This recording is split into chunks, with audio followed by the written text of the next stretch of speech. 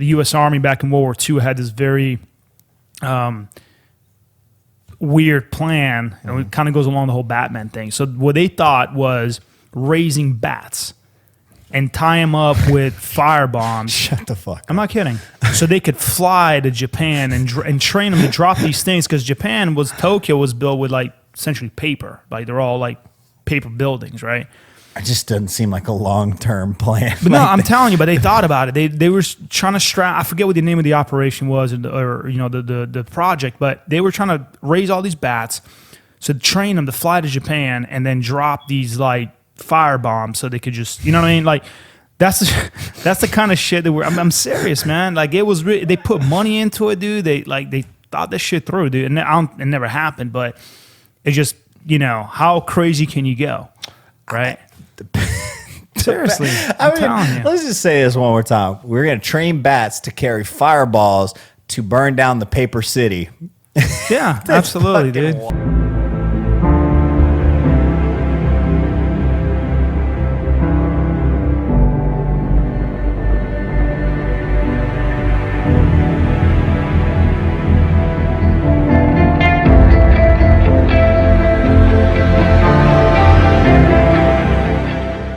Hey, what's going on, guys? Welcome back to the Zero Bunker, the safe space for whatever gender you associate with. We will equally talk shit about you here. My name is CJ, this is G, and we're going to be your hosts today. Today, actually, you were just telling me what we were going to get into right before we started this. Yeah, no, absolutely, man. So it was actually kind of interesting because yesterday I ended up posting on my Instagram a very old photo of me in Iraq back in early 2006.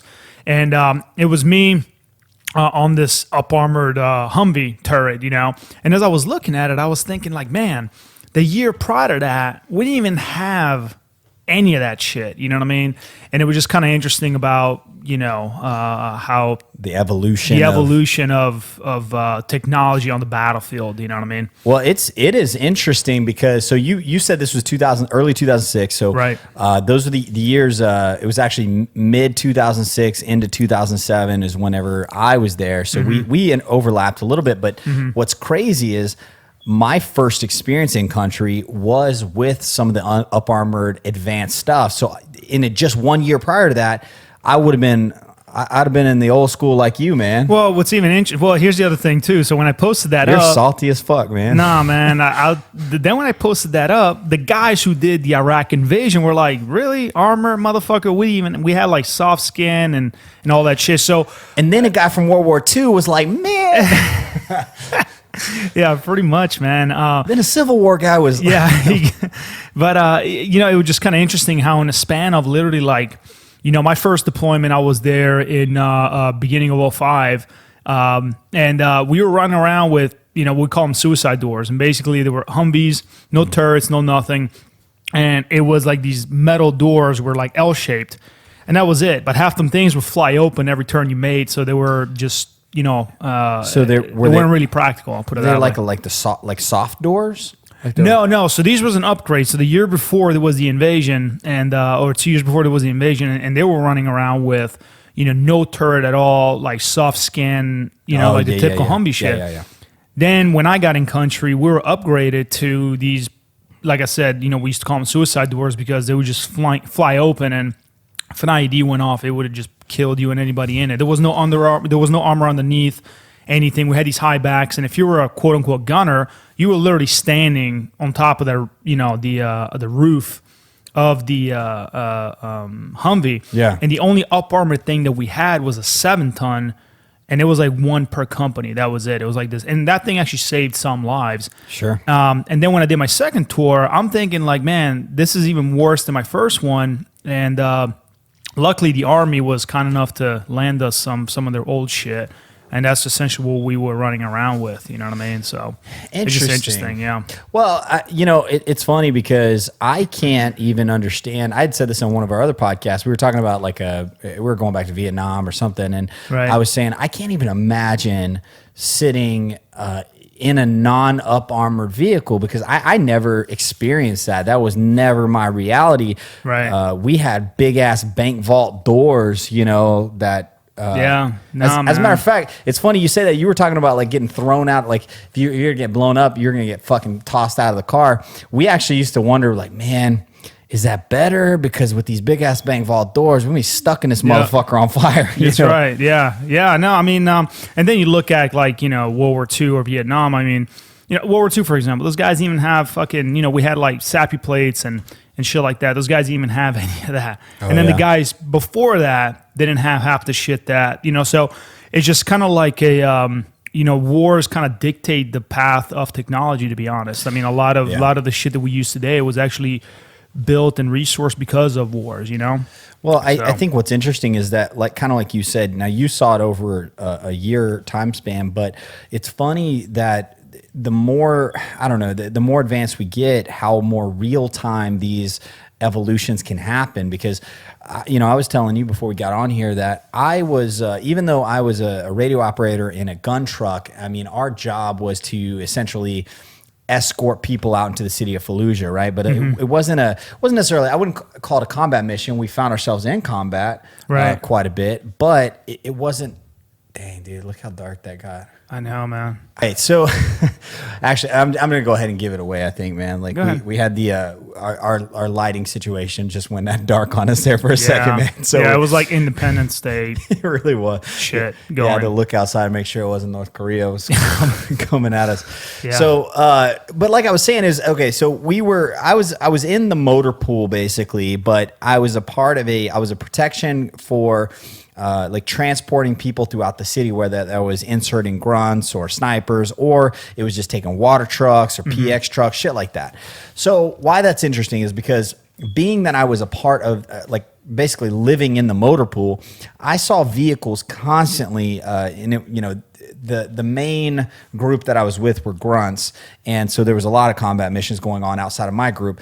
So they would literally have to bring in their Humvees almost every single day to get upgrades. That there was never like a time that I remember where it wasn't, and it was sometimes like a little piece of metal, or we're going to take off this plate to replace it with this plate because it can stand more of a blast. And this is over 7 months that I'm watching these trucks change.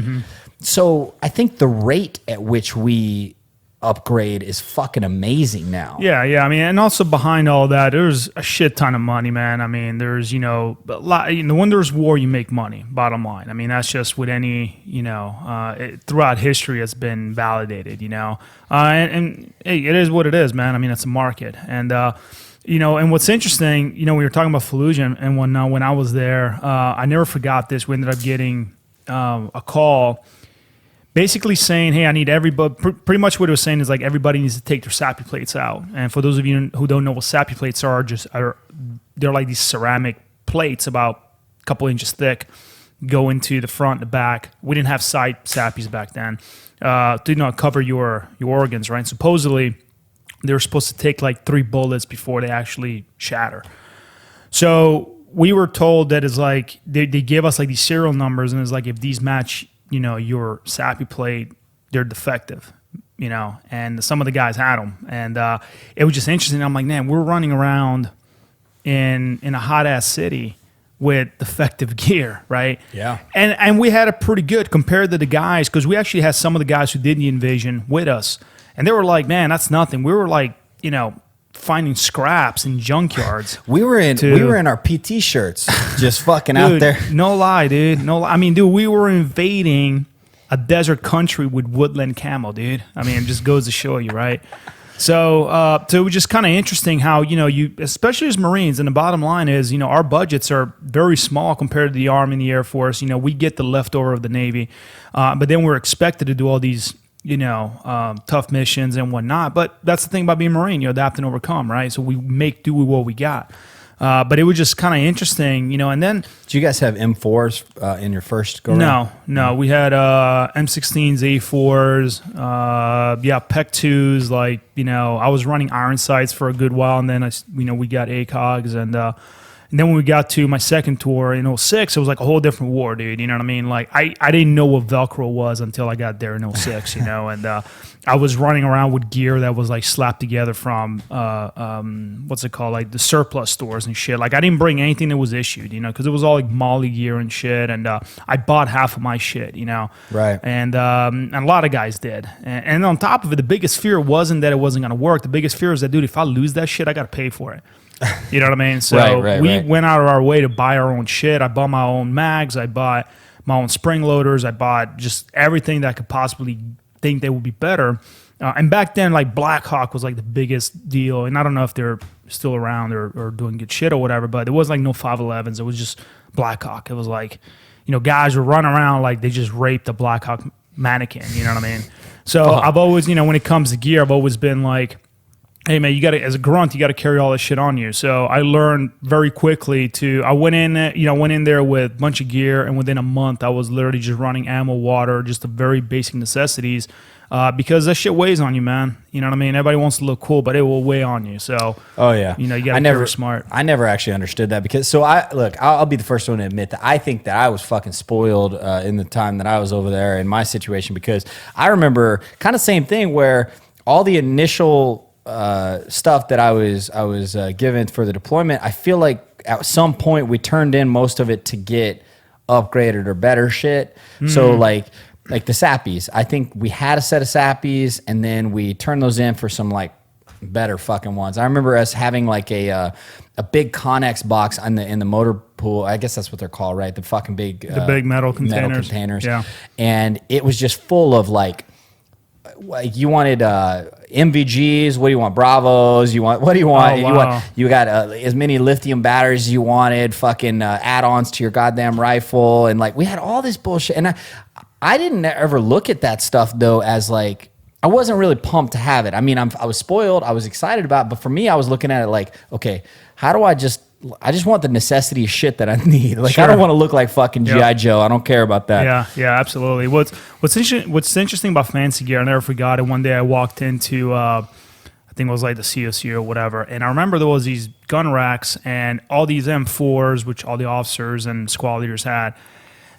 All of them had these like suppressors, right? And I'm thinking like, man, who the fuck just showed up, right? Mm-hmm. Well, kind of find out that all these suppressors were issued down, right? But the Marine Corps does it backwards. So they issue that to everybody that doesn't need them. Yeah. And then they give the rest to the people that just want to have them. And then down to the squad level, it was like down to 2 guys. Oh yeah, well I think it's like an ego thing, right? And like I can't speak from, I don't know, I've never been at that fucking top. Lance Corporal Underground for life here, but here's the deal: is like I always saw office. I'll never forget. Like we had to, because we were transporting people out into the city. There were times where officers just wanted to fucking ride. Hope maybe I'll get a Bronze Star or something. Want to ride out into the city, and so they would get in the back seat with me in a Humvee, and they would be just dressed to the nines, bro. I mean, they got like, man, you got the badass rifle with the badass shit on it and the badass fucking photo ops, man. Oh yeah, and I'm like, man, where the fuck? Yeah, no, and I learned from a lot of guys who were in before me, obviously, and like especially the invasion guys. And then when I got to my unit, those guys had just gotten back from Afghanistan, so we try to emulate what they were doing. If they were telling us, hey man, like I learned from them, like, hey, cut your fucking liner off your silkies, like stop wearing cotton shirts, like that kind of shit. Or no nut net. Yeah, it's like always carry an emergency mag and put your tourniquet here, like that kind of shit. And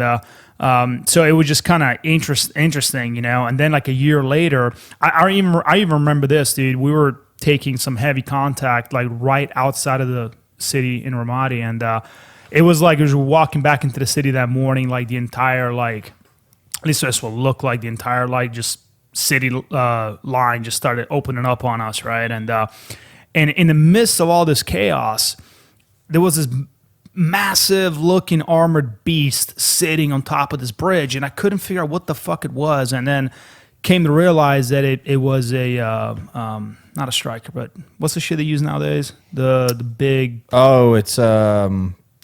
Yeah, AMRAP, yeah. And I was like, what the fuck is that thing, and why don't we have it? Well, kind of found out the engineers had them, right?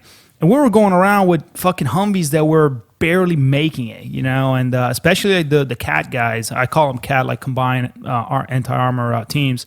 Those guys were running around in the city, literally just getting blown to pieces with just fucked up armor. You know what I mean? And but then the thought came, and I said to myself, I was like, how many people had to die in order for this upgrade to happen, right?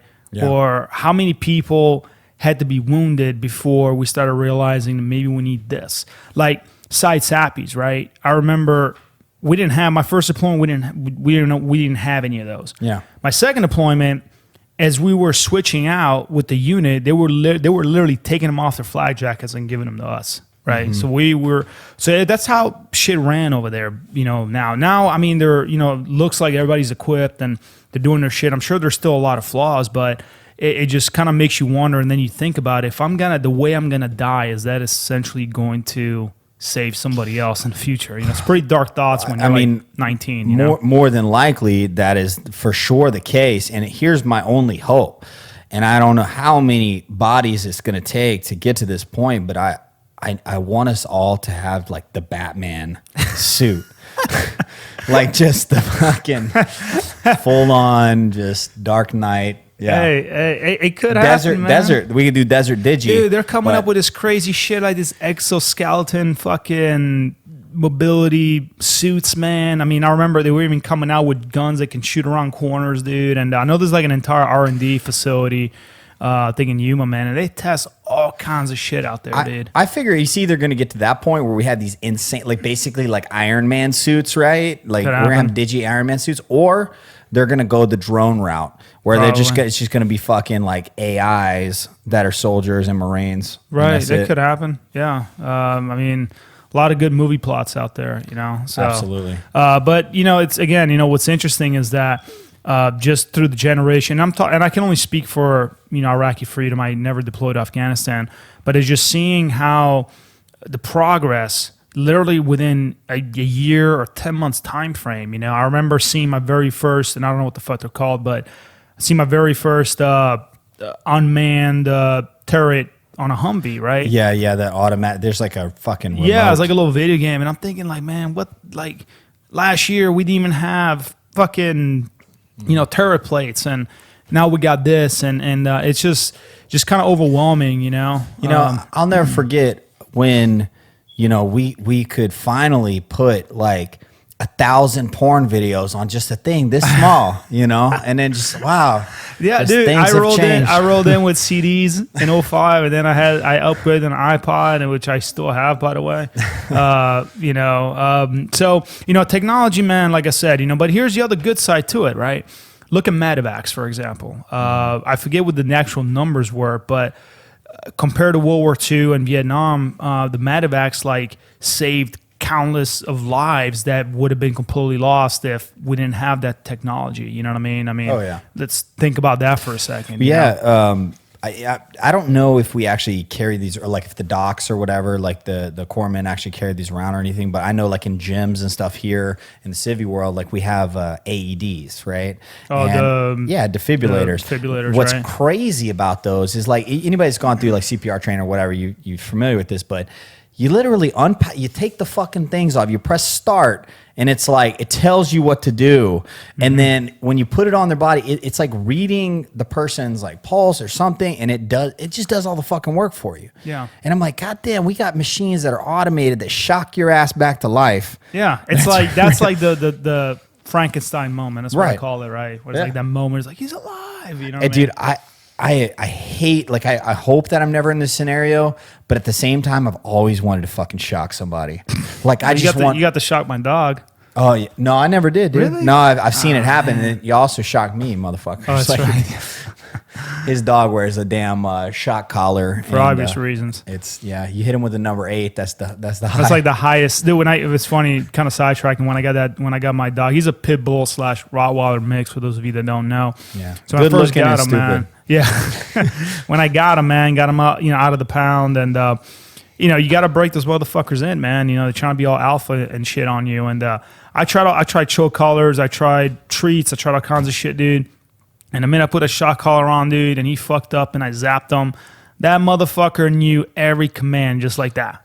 He knew sit, he knew fucking handshake, he knew lay down, he knew all that shit. All of a sudden, he knew that shit. Yeah. And he's been traumatized ever since. So, yeah. Oh, man. But he's a good dog, man. Yeah. I had to get that alpha shit with my cat. Really? Yeah, we're having an alpha war right now. They don't sell cat shock collars. I looked into it, but you know, I got a spray bottle instead. Fucking hit him with the. Yeah, I tried that shit too, man. You know, you know, kind of going back to it, man. Again, it's kind of you know, I wish this was like a live podcast because then we can kind of see this comments about what people are saying. They're like, hey man, they you know, I mean, they issue like cigarettes back in the day with emerys, dude. Like I even heard the emerys even got better nowadays. You know what I mean? They're better than now they're better? Yeah. Wow. So I hear, man. Huh. I mean I know we had Skittles and shit. You know, and peanut butter M&Ms and well, I don't know about you. I don't know about you, but and maybe it's just doing all this history stuff that we do, but like I said, I'll go back and say I feel spoiled, right? And you got to think, okay, when I went into boot camp, as an example, I was issued jungle boots and the fucking other ones, and I didn't have to shine my fucking shoes. Oh, me neither. I came right after that happened. So yeah, it's like our camis were you take them out of the fucking dryer, they're pressed. Yep. You know, there were certain things that I felt like we were kind of spoiled to. Now in the Marine Corps, we did still roll our sleeves, which is rare. Other branches don't even have to do that. You know, I didn't know that. Always That's down. interesting. But yeah, I think all my, you know, through my deployment, through everything, I'm like, all I knew was 7-ton trucks. You know what I mean? All I knew was up armored Humvees. All I knew was. Well, that can be said for everybody else. I mean, you know, and again, we do it a lot of history. I mean, we got a completely cake compared to the guys who did Korea or Vietnam or World War I, for example. I mean, these guys are running around with nothing. You know what I mean? And is it a possibility? And maybe they already have these jobs. But do you see, like, let's go 25, 30 years in the future, like training guys to be basically like video game operators? I mean, we're kind of doing it right now. I mean, but it's, you know what I mean? It's like you're sitting behind, like driving a Humvee or a tank. It could happen. I mean, fuck, dude. I mean, we got drones now, dude. Technology is just skyrocketing just in the last 10 years, man. Look how far we've came, dude. I mean, I have a drone, guys, that actually is broken right now. I had a drunken moment. Anyway, is that the one you ran into the fireworks? Yeah, it was a situation. So anyway, but here's what's crazy about it. This is something you buy as a civilian for photography, right? Like it costs you $800, $700, right? So this is something that's available to anybody. This fucking thing, I can press a person on a screen and tell it to follow you. Where the fuck you go, it's going to follow you around. I can have it do automated missions that are pre-programmed in there. I can take my hand like a Jedi and it'll follow me around. And it's like, holy fuck, if some civilian shit can do that, what kind of stuff do we got going on, man? Yeah, well, again, man, I'm sure there's all kinds of crazy plans and implementations and gear and products that are currently being tested, or, you know, there's it's all about creativity, man. I mean, even I look back on a lot of weird weapons from the past wars, man, you know. I mean, for example, the U.S. Army back in World War II had this very weird plan, and it kind of goes along the whole Batman thing. So what they thought was raising bats and tie them up with fire bombs. Shut the fuck up. I'm not kidding. So they could fly to Japan and train them to drop these things, because Tokyo was built with like essentially paper. Like they're all like paper buildings, right? It just doesn't seem like a long-term plan. But no, I'm telling you, but they thought about it. They were trying to strap, I forget what the name of the operation was, or you know, the project, but they were trying to raise all these bats, so train them to fly to Japan and then drop these like fire bombs so they could just, you know what I mean? Like that's the kind of shit that I'm serious, man. Like it was they put money into it, dude. They thought this shit through, dude. And it never happened, but it just, you know, how crazy can you go, right? Seriously, I'm telling you. Let's just say this one more time. We're going to train bats to carry fireballs to burn down the paper city. Yeah, absolutely, dude. Wild. Yeah, I'm telling you, man. And I'll tell you what, some crazy shit actually did work, you know? So, My God. You know what? So this is crazy to think about. So we were talking about how evolution, like the evolution of technology and things, like we see things happening and we evolve and we adapt to them so quickly now. You remember last week, dude, me and you were sitting, I don't even remember what the fuck it was. We went out to lunch with your wife and her friends, and we were talking about something.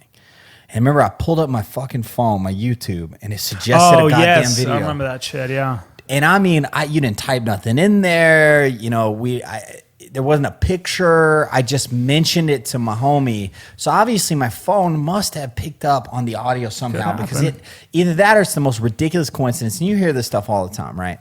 So that's how fast we're adapting. Like, we're so fucking fast that literally we're taking people's goddamn thoughts, it seems like, and we're suggesting products to them. That's how quick. It could happen. Damn. It's like, for example, I would never buy one of those Amazon Echoes, you know what I mean? I feel like you're literally just implanting, I'm not a conspiracy theorist by any means, man, but I just kind of feel like that's way too much, man. Having a robot or whatever the fuck it is, a speaker that knows the ins and outs of your habits and what you do. I had an unhealthy relationship with Siri. Yeah, how'd that work out? Well, we got serious for a little bit. She sweet talked me. She knew everything I liked. Yeah, did she laugh at your jokes? Yeah, she even knew the type of women that I like to my genres. But, we had to break up. And so, no, I'm not doing the Amazon Echo. She can just blackmail you, man, because she knows all the influence is stored, bro. My only thing that I can say about like this whole the government and Facebook and everybody's looking over you. Here's my only peace of mind. I'm not the worst motherfucker out there, so I don't think that they're coming to knock on my door. Like I don't want necessarily somebody in my private life, but I'm not saying I'm perfect. I probably do some dumb shit, but there are people doing some crazy, wacky shit out there. So I'm like, you know what? Hey, look into my shit if you want to. Fuck it. Yeah. Well, I mean, maybe they'll find something that you're like, damn, I didn't know I had that. Maybe they'll find like a hidden bank account somewhere. You know what I mean? I would pay money to get the information about what goes on in your life, though. Because that would be pretty much looking at it. It'd be I feel like there's some dark really? shit. I feel like there's some skeletons in the closet, quite literally, maybe in that closet right there. I don't know, man. You'd be surprised, dude. I'm a very reserved kind of guy, dude. But I don't think I got too much dark shit. I would just redirect towards like Alex or something or somebody else. You think everybody nowadays, anybody that puts themselves out in the public is like a little bit sweating bullets? Because like 15 years ago, they fucking hired a prostitute or some shit. Dumb shit. Did some dumb shit, yeah. Well, yeah, it could happen, man. I mean, that shit, somebody can type your name on Google. Something is going to pop up. You know what I mean? Yeah, I have some questionable. Like old school MySpace, gay right? Photos. Right, old school MySpace. I mean, some embarrassing shit. Felony, DUI, whatever. If you put in Colby's name, our good buddy Colby that owned a gym, he was actually my business partner. You put his name. There's a picture of him holding a globe. He's butt naked, holding a globe. Are you serious? Are you serious? Yeah. How the fuck is that? It's a photo shoot he did. He said it was for to raise money for the environment. Yeah, for pedophiles, probably. Yeah. Yeah. Anyways, technology, man. It's like I said. I think it's a double-edged sword. You get the goods and the bads out of it. And I think sometimes we get so dependent on it that I feel that we lose the basics. Of just being regular people. I can agree with that. I think that look at like GPS, guys. And actually, that's another thing, by the way. When I was in country, we had Blue Force trackers. See, I didn't even know what the hell that was. I don't even think we used them. I mean, we had them, but we never really used them. We were still going around like fucking touchscreen GPS, basically, right? Now, not quite as easy to use as your iPhone, but it is what it is. And I can't drive somewhere anymore, it seems like, without my GPS because I'm so spoiled to it. I can't tell you your phone number, bro. Like I have to text you often, and it's because contacts. I mean, we become kind of a slave to certain technology. Absolutely, yeah, I agree with that. I think that I think sometimes it tries to connect people and also tries to give you like supposed to give you a better quality of life, right? Like now you go to the grocery store and it's like you can actually call or whatever, with an app, and you just got to pull up to deliver your groceries. I mean, sometimes you got to ask yourself, how far is too much? You know what I mean? Like, how is it? You know what I mean? You got to put some limits on it. I think technology is great. And again, especially if it needs to save lives and, and make, a better life for people. But I think sometimes we get, like you're saying, too spoiled, and I'm super guilty of that too. You know what I mean? Like, there are a lot of things that I step back. I'm like, man, like, what the fuck? Look at Amazon Prime, dude. We can order something and get it tomorrow. Anything you want. Yeah. I mean, great. Again, I can't remember the last time I went to a store and bought something, dude, and I'm such a spoiled fuck. I was thinking about this the other day. I went through the whole process just to find out that the restaurant that I ordered that this guy went to was closed. So I didn't get my fucking food. And I was throwing a fit, man. I was so pissed off, like da-da-da. And then you step back and you're like, man, you remember when you had to actually fucking drive to the goddamn store? That's right. Fuck. Yeah. Or you got to cook for yourself. Or you had to cook your goddamn food. I'm like, God, first world problems, man. I'm bitching because my app didn't come through. Yeah, man. I think that, I firmly believe that we still have to maintain some sort of a balance. Again, technology is going to get bigger and better. I also think eventually it's going to like just completely reverse on us, that we're going to have to go back to just the old Terminator ways. Shit? Or you think, I thought you meant like the robots are going to take over. I hope not. I'm not ready for that shit. Would be the resistance? Yeah, I'm not ready for that shit, dude. I didn't build whatever guns I got ain't going to stop them. So I've seen too many movies to realize that's not going to happen. You need what do you call it? What's the thing where you shoot it and it shuts down electricity? Oh, like an EMP. Yeah. Yeah, we need something like that. How much does that cost? I don't know. I'm sure there's some crazy nut out there. Start a GoFundMe. Yeah, right. I'm sure there's some crazy nut out there, dude, who's just like sitting in this bunker, dude, and like in an old missile silo, dude. Listening to Zero Bunker now. Listening to this shit, and he's like, EMP? Yep, I got that. Yep. Yeah. So Josh, if you're listening, we know it's you. Yeah.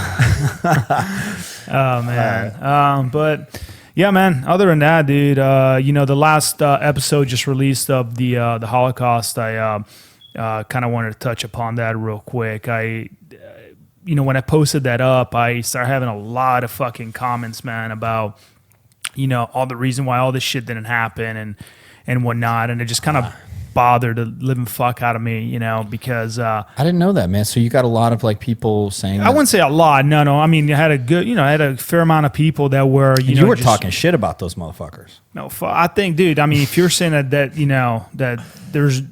if you're saying that the Holocaust has never happened, I'm sorry, man. I mean, no, I can never. I was talking shit about them too. Yeah. I mean, I think we all were, dude. I'm all about opinions and all that shit, dude. But that's something there's no way you can contest in any kind of form. I'm sorry. So there's plenty of evidence. There's just all kinds of stuff. But it just kind of bothered me when I'm like, dude, this is like, it was like the darkest years of human existence, and people are sitting there denying it, dude. And it's kind of like, are we meant to have another one? Is that what it is? I think, here's the scary part, and this kind of ties into technology. Look, we're two guys sitting in a room right now talking in a microphone, able to touch, hundreds of thousands of people. And so we are subject to this, and we're taking advantage of this. But the fact is that the evolution of the world has given everybody a voice. Back when to do a podcast, you needed a fucking studio and a network and all this shit. Now you can hook up something now you have to have the dongle to do it, but you hook it up, and we'll just sit here and talk on our phones. And so with that, you then get all these people that can publicly put their opinions out there, which I'm not saying is a bad thing, but they no longer have to be subject to the truth or any sort of filtration. They can make their reality their truth, and there are other people out there that will attach to this extremism. And I think that's a problem in a sense. Not that I have an answer or we can fix it. I'm not suggesting we censor media or something, but people can live in the dark. They can choose to live in the dark. Like whatever crazy bullshit you come up with, you can find a blog, an article, a group of fucking people, probably a politician that fucking attaches themselves to your horse shit. And then it doesn't matter what the facts are because you're this group of idiots yelling loud enough and nobody's going to necessarily stop you. You know what I mean? Sure. And I feel that that happens quite a lot sometimes, you know what I mean? Where you're right, sometimes like the loudest is the one who gets all the attention, but doesn't necessarily mean that person is right, you know? Right. And again, for those of you that don't believe that, this entire event actually happened, I would suggest, or I would dare you to go out to some of these places, because what they would say, they're like, yeah, we're not saying that the camps didn't exist.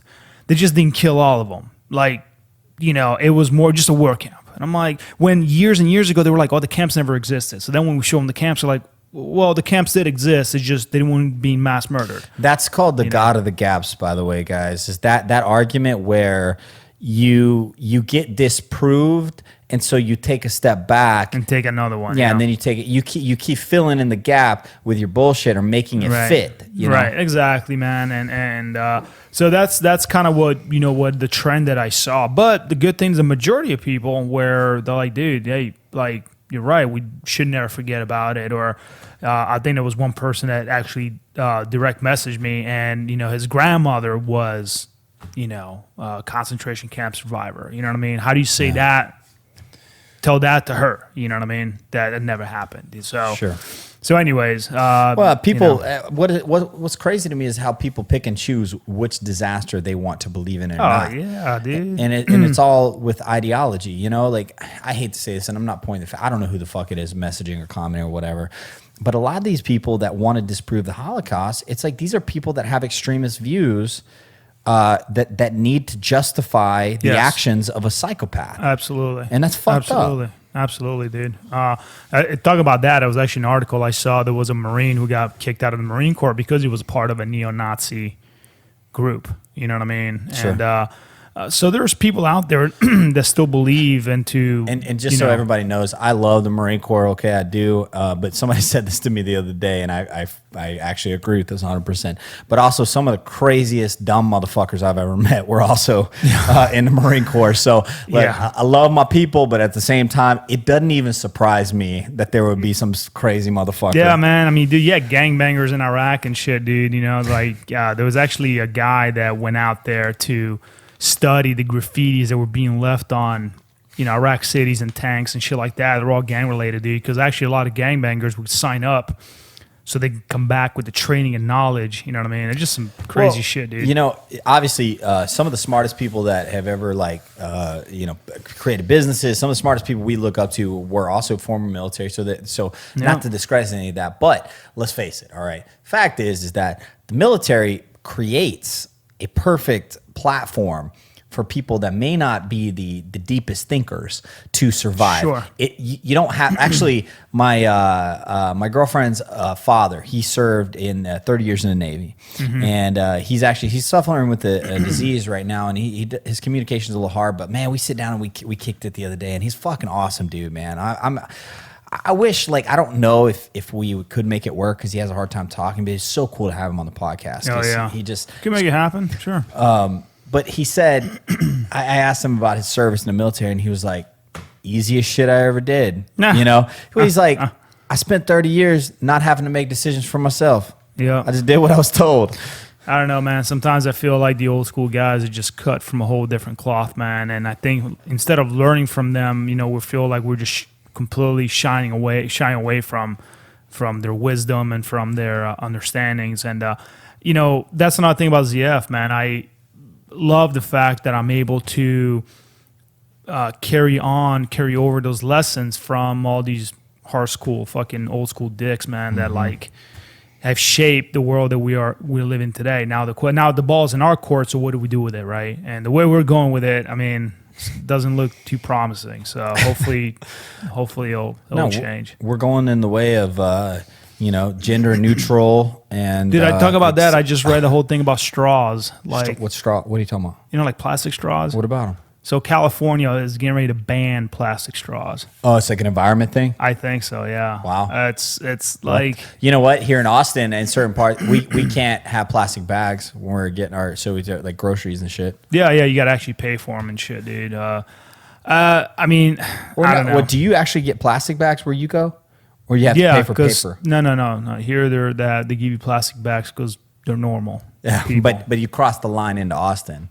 Yeah, I'm like right outside the hippie zone. So yeah, strategic.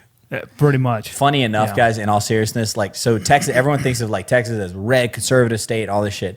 And it absolutely is, right? I mean, this is the place you go if you're a God-fearing American Republican. And then you got Austin. Yeah. Well, Austin, Travis County is super liberal. It's kind of like our own California within Texas. But then right next to it is Williamson County, which is like Round Rock and Georgetown. Fuck. And they are the harshest motherfuckers. So it's weird how we got like the most liberal and the most conservative counties like butted right up. And I'm telling you, if you go out and drink and shit and you're like doing some shit you maybe shouldn't have or whatever, you're thinking like, man, am I in Williamson right now? Am I in Travis? Yeah. Because that decides my sentencing. That's right. Yeah, absolutely, man. So, well, fuck hippies, man. That's all I got to say with that. God damn. Anyways. All right. Well, cool, yeah, I guess that's it, man. Anything to report with Zero Foxtrot on nothing, man. We're just apparel killing it. We just released a new pre-order for all you Starship Troopers fans out there. I love that movie. It's like, I didn't see the design. What is it? I'll show it to you, dude. It's it's pretty badass. So if you're on it, make sure you jump in on it. But yeah, we got a lot of new exciting things, man. The holiday season is coming up. We're getting ready to launch a lot of great things, and we're expanding into a massive project coming up pretty soon. So yeah, nice. So it'll be interesting. Nice. Okay. Cool. Are there so for in the holiday season, are we gonna have like Zero Foxtrot scarves? I don't know, man. How are they being used? I don't know. Are y'all gonna do a pumpkin spice latte coffee? No. We just got 3 blends and that's it, man. Just soul snatching. That's it. Yeah. So if you're into coffee, check out our Zero coffee. If you don't like it, fucking, we'll give you money back and have a good one. But I guarantee that you will get addicted to it. So, yeah, I mean, it's fucking good. I'm not gonna lie, I'm not bullshitting. Like it's really that good.